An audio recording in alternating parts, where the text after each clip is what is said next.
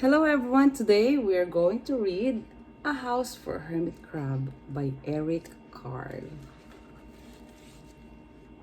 A House for Hermit Crab by Eric Carle. So let's start. Time to move, said the Hermit Crab one day in January. I've grown too big for this little shell. He had felt safe and snug in his shell, but now it was too snug.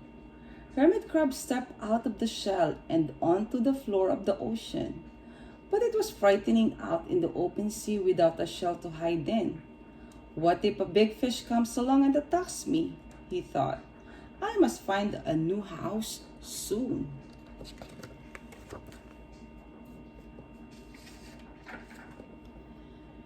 Early in February, Hermit Crab found just the house he was looking for. It was a big shell and strong. He moved right in, wiggling and waggling about inside it to see how it felt. It felt just right. But it looked so plain, thought Hermit Crab.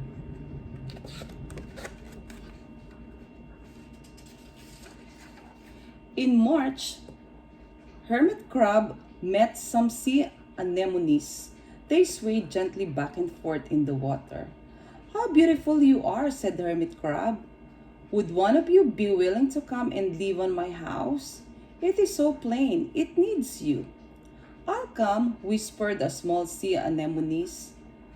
Gently, Hermit Crab picked it up with his claw and put it on his shell.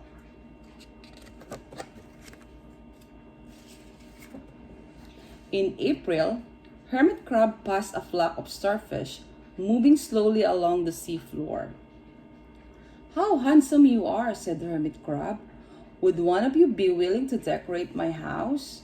I would, signaled a little sea star.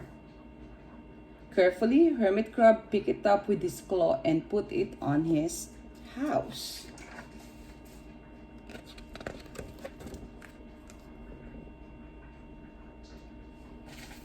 In May, Hermit Crab discovered some coral.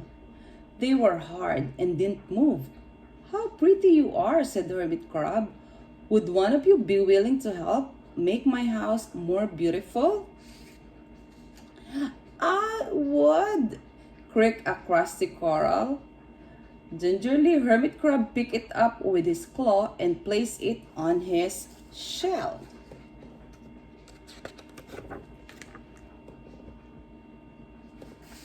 In June, Hermit Crab came to a group of snails crawling over a rock on the ocean floor. They grazed as they went, picking up algae and bits of debris and leaving a neat path behind them.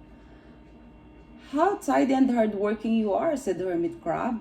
Would one of you be willing to come and help clean my house? I would, offered one of the snails.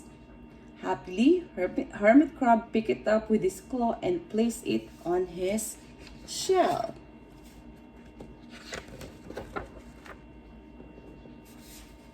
In July, Hermit Crab came upon several sea urchins.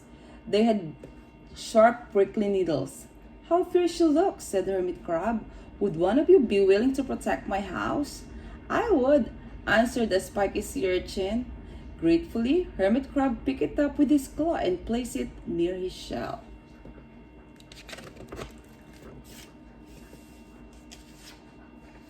In August, Hermit Crab and his friends wandered into a forest of seaweed. It's so dark here, thought the Hermit Crab. How dim it is, murmured the sea anemone. How gloomy it is, whispered the starfish. How murky it is, complained the coral. I can't see, said the snail. It's like nighttime, cried the sea urchin.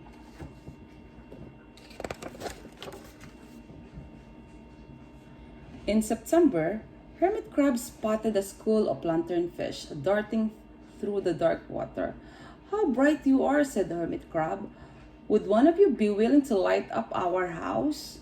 I would, replied one lanternfish, and it swam over near the shell.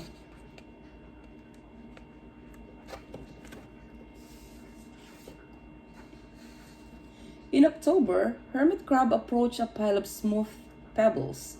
"How sturdy you are," said Hermit Crab. "Would you mind if I rearrange you?" "Not at all," answered the pebbles. Hermit Crab picked them up one by one with his claw and built a wall around his shell. "Now my house is perfect," cheered Hermit Crab.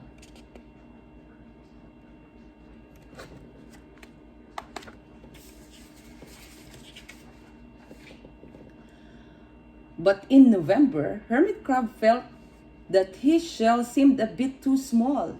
Little by little, over the year, Hermit Crab had grown. Soon, he would have to find another bigger home. But he had come to love his friends, the sea anemone, the starfish, the coral, sea urchin, the snail, the lanternfish, and even the smooth pebbles.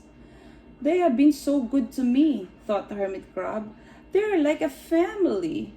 How can I ever leave them?" Remember, guys, we're talking about family. And that's the family now of Hermit Crab.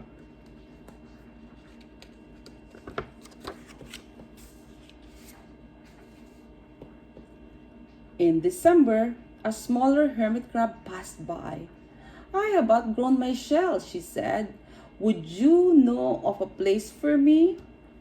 "I have outgrown my house too," answered Hermit Crab. "I must move on. You're welcome to live here, but you must promise to be good to my friends." "I promise," said the little crab.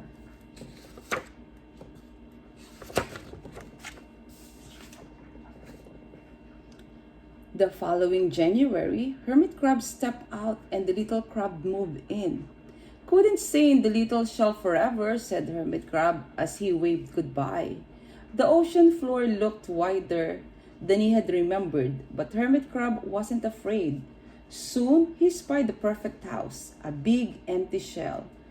It looked, well, a little plain, but sponges, he thought, barnacles, clownfish, sand dollars, electric eels. Oh, there's so many possibilities. I can't wait to get started.